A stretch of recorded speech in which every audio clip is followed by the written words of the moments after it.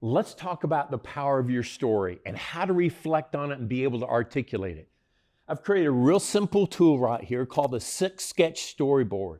And all it is, it helps us identify what are the top 6 high points or top 6 hard times of our lives. They have really shaped our lives in every way. Maybe you've got 2 hard times, maybe you've got 4 high points, but a combination of 6 of those. Then we want to chronologically draw, once we've identified those 6 things that have most shaped our lives, then we want to chronologically draw a picture that would really portray it. And then we want to title our life story. Now, why is this important?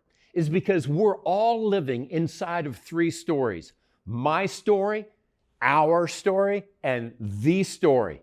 In God's overarching and grand story, we know that He's been working all along through our stories in all of our lives to prepare us for the next step He wants us to take as we're participating in His story.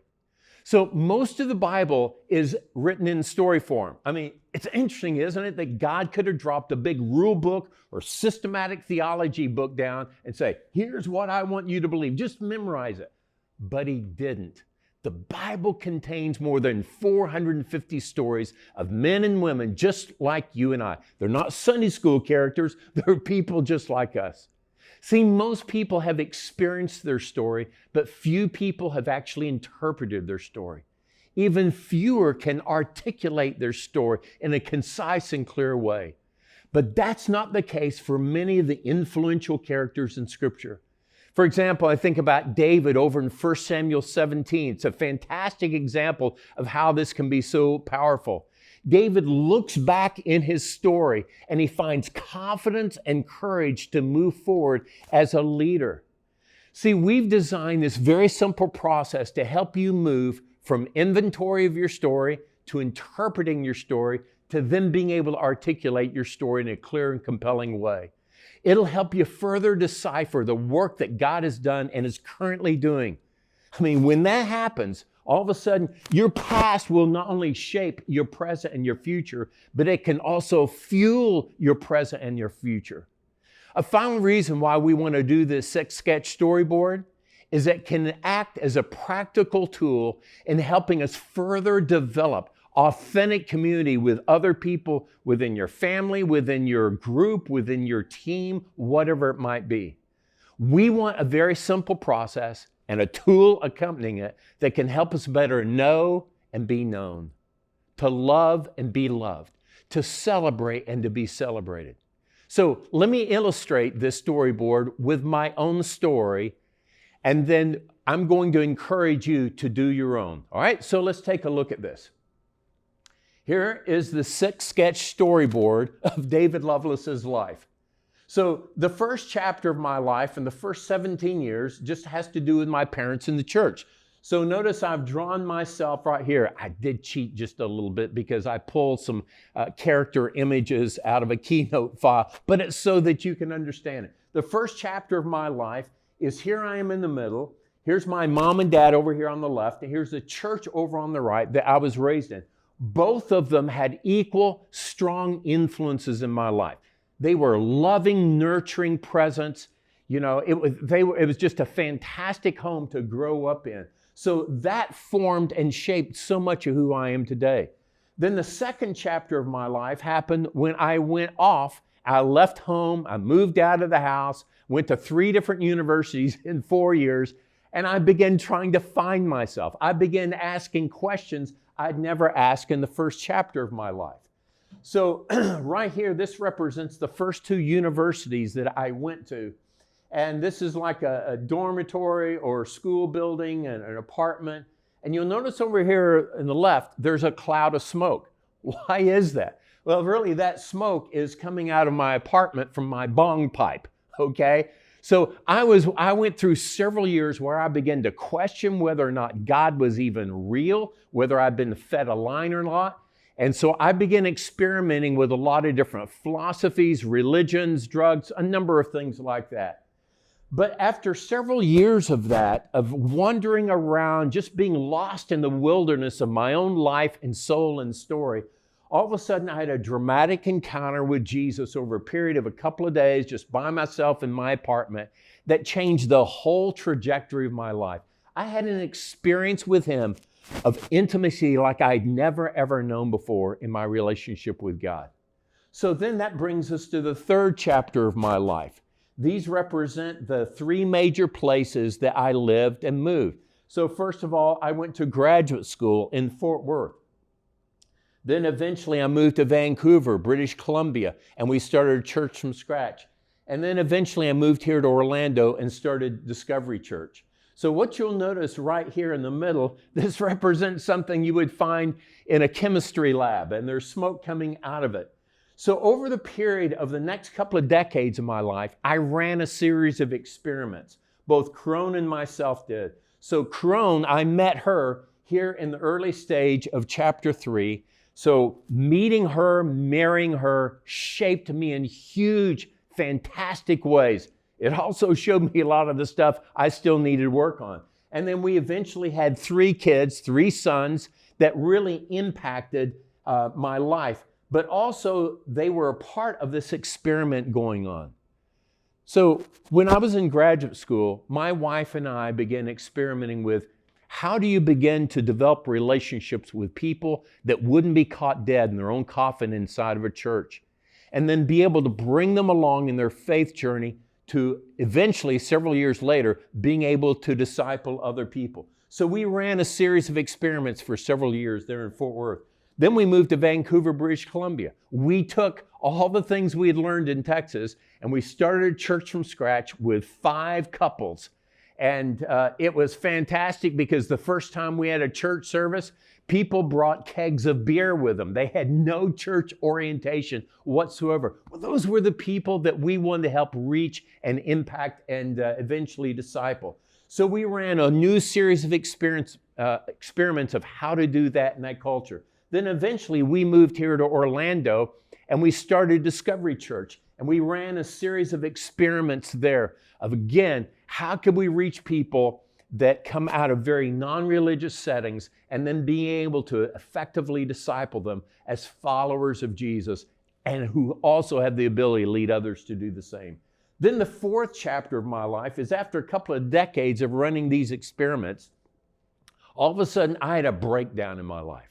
That breakdown happened when we had a large part of our church walk out and leave because of several things that were going on in the services that just felt controversial to them and things like that.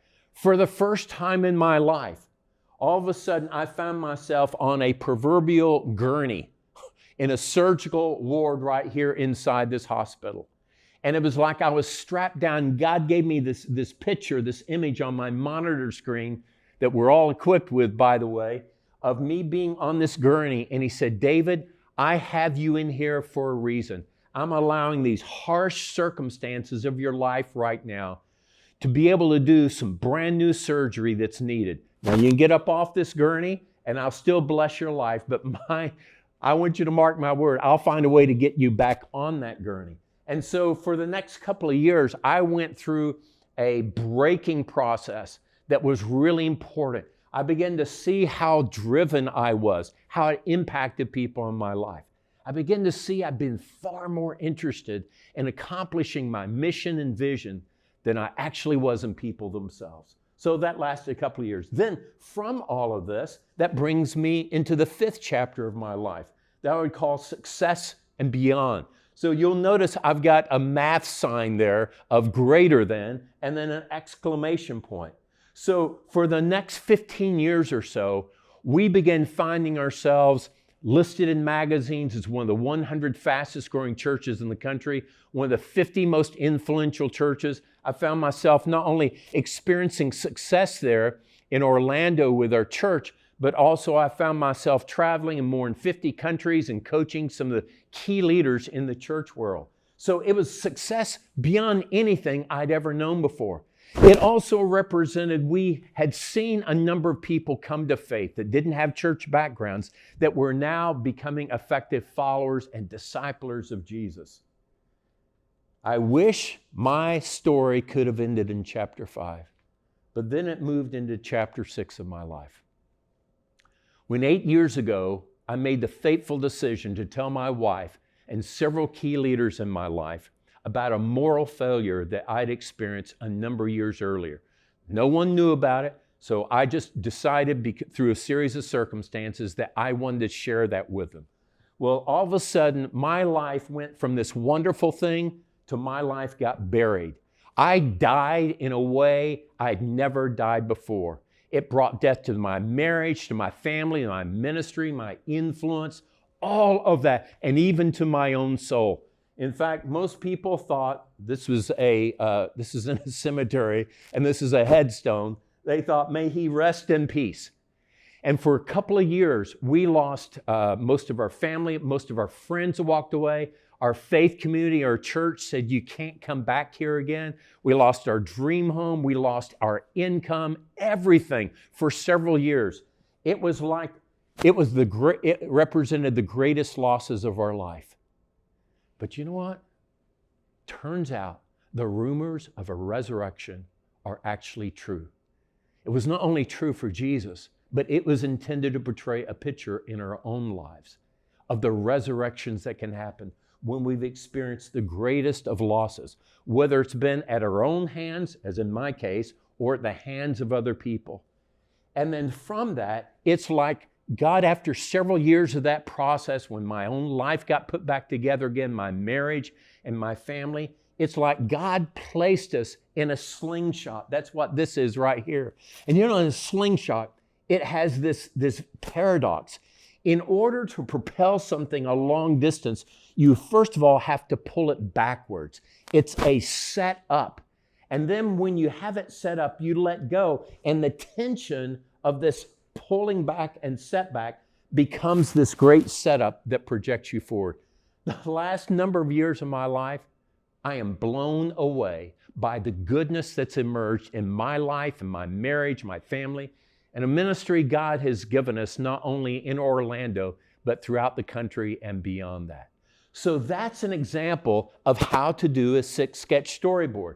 Real quickly, on the back page of the PDF you're receiving, I just wrote out, based upon those 6 chapters, what are some of the key reflections from my storyboard?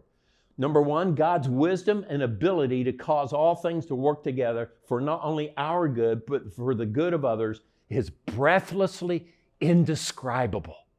The second reflection is my greatest setbacks can become my greatest setups.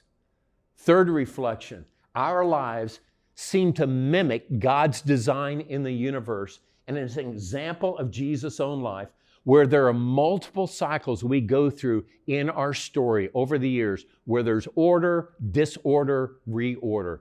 In the language of Scripture, there's life, then there's death, and then there's resurrection, and then there's life again. And so that's how we grow. So that's an example of my storyboard. I want to encourage you to determine your top 6 life-defining moments, draw them out, portray them in a picture, and then be able to share them with the people in your life.